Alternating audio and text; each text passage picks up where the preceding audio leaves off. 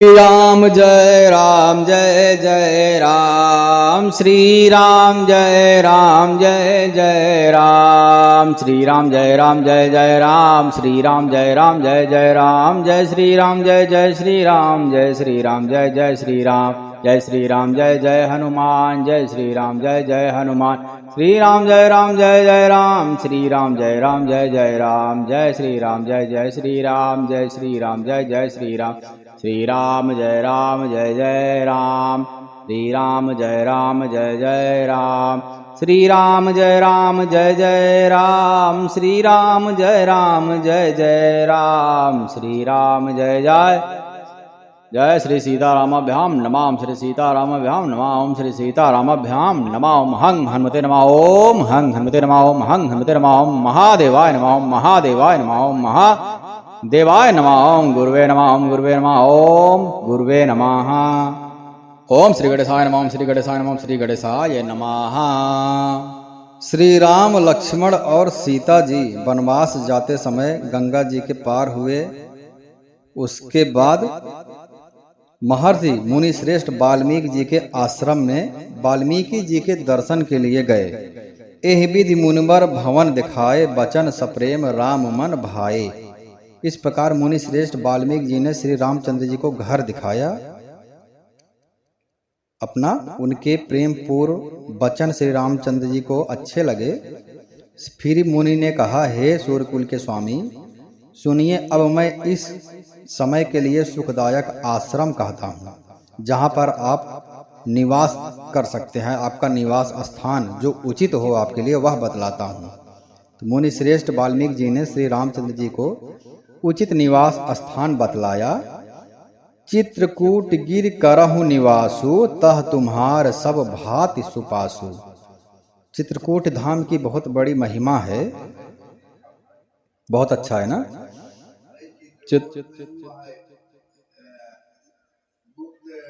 गुप्त गोदावरी, हाँ। तो चित्रकूट धाम ही श्री रामचंद्र जी के उपयुक्त श्री वाल्मीकि जी ने बताया उनको। तो आप जो है चित्रकूट पर्वत पर निवास कीजिए, वहाँ आपके लिए सब प्रकार की सुविधा उपलब्ध है। सुहावना पर्वत है और सुंदर वन है। शैल सुहावन कानन चारु कर के हर मृग विहग बिहारू। वह हाथी सिंह हिरण और पक्षियों का विहार स्थान है, अर्थात हर प्रकार से मनोरम स्थान है। आप चित्रकूट पर्वत पर जाकर के निवास कीजिए। चित्रकूट पर पवित्र नदी है जिसकी पुराणों में प्रशंसा की गई है, जिसको अत्रि ऋषि की पत्नी अनुसुईया अपने तपोबल से लाई थी। वह गंगा जी की धारा है, अर्थात जब भी अनुसुईया ने तपस्या की थी गंगा जी को लाने के लिए, उस समय गंगा जी की धारा वहां पर विद्यमान है। उसका मंदाकिनी नाम है। हाँ, मंदाकिनी नाम है। वह सब पाप रूपी बालकों को खा डालने के लिए डाकनी रूप है। वह सब पाप रूपी बालकों को खा डालने के लिए डाकनी, अर्थात सारे पापों को नष्ट करने वाली है मंदाकिनी नदी, जो गंगा की ही धारा है। तो सर्व पाप से मुक्ति के लिए वहां पे सारी व्यवस्था है, नदी है। तो ऐसी विशेषता है वहां पर चित्रकूट धाम की। ऐसी मान्यता है कि चित्रकूट में सारे पाप, सारी नदियां अपना पाप धुलने के लिए मंदाकिनी में स्नान करने के लिए आती हैं। मंदाकिनी में स्नान करने के लिए आती हैं। और अनुसुईया जी ने अपनी तपस्या से मंदाकिनी नदी प्रकट किया था। जब अत्रि ऋषि तपस्या में लीन थे और उनको प्यास लगी तो माता अनुसुईया ने अपनी तपस्या से गंगा समान पवित्र मंदाकिनी नदी को प्रकट किया। तो वह बहुत ही पवित्र स्थान है और सब प्रकार से पाप नाशनी स्थान है, वहां पर जाना चाहिए। अत्रियाद बहुत से श्रेष्ठ मुनि वहां निवास करते हैं। अत्रियाद मुनिवर बहु बसही करहि जोग तप जप तन कसही। जो योग जप तप करके शरीर को कसते हैं, वे राम जी सबके परिश्रम को सफल कीजिए। पर पर्वत श्रेष्ठ चित्रकूट को भी गौरव दीजिए। आपके जाने से चित्रकूट भी अपने आप को गौरवान्वित महसूस करेगा। कृपया आपके लिए वही स्थान सर्वश्रेष्ठ है। चित्रकूट महिमा अमित कही महामुनि गाई, आई नहाए सरित बर सिय समेत दो भाई। जब महामुनि ने ऐसा बखान किया चित्रकूट का, तो महामुनि वाल्मीकि जी ने चित्रकूट की अपरिमित महिमा बखान करके कही श्री रामचंद्र जी से।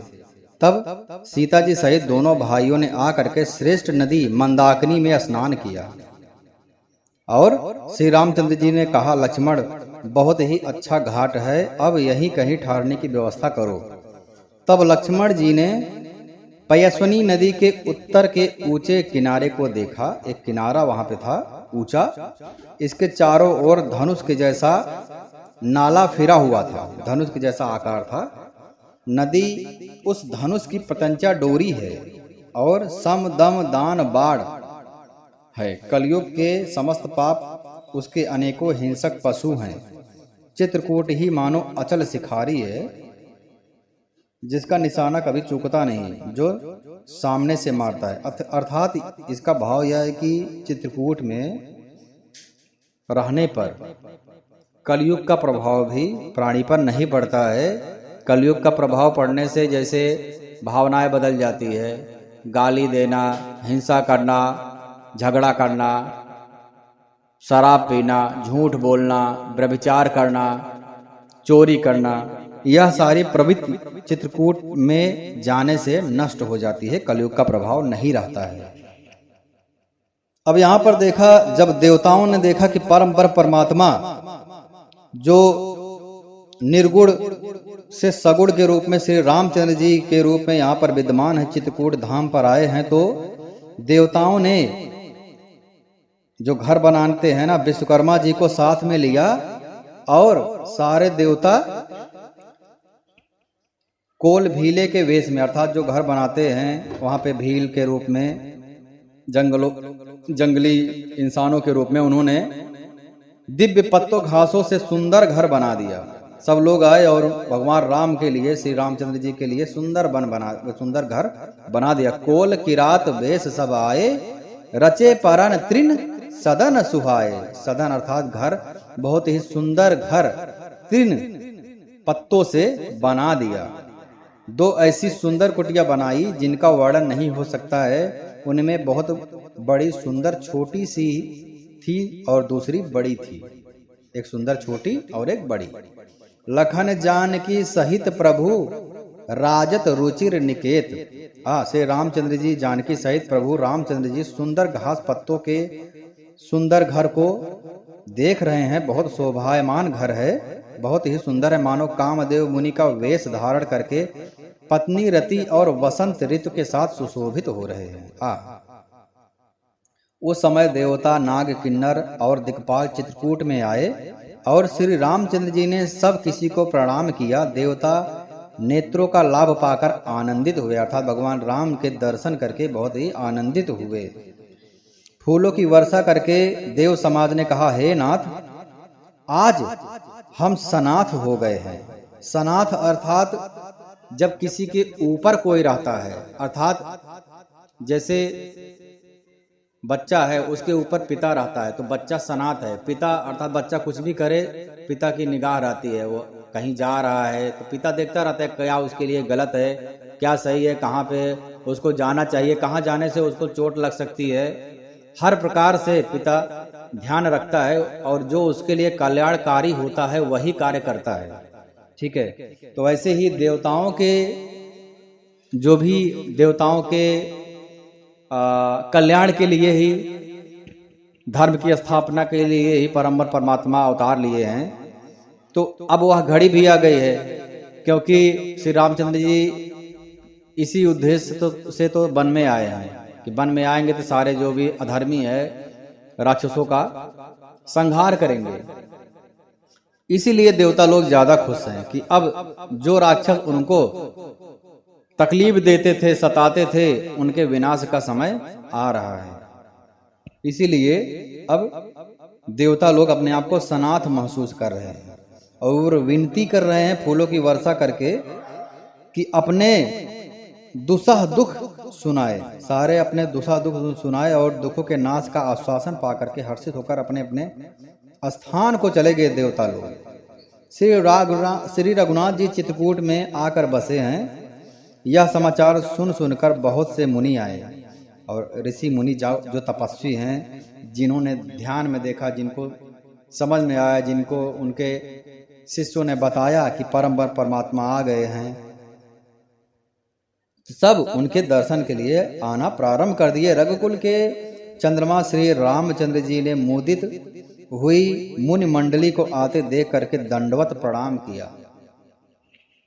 मुनिगण श्री रामचंद्र जी को हृदय से लगा लेते हैं और सफल होने के लिए आशीर्वाद देते हैं। सफल होने के लिए आशीर्वाद देते हैं अर्थात कौन से कार्य में, जो कार्य के लिए अवतार लिए हैं, वह कार्य सफल होने का आशीर्वाद देते हैं।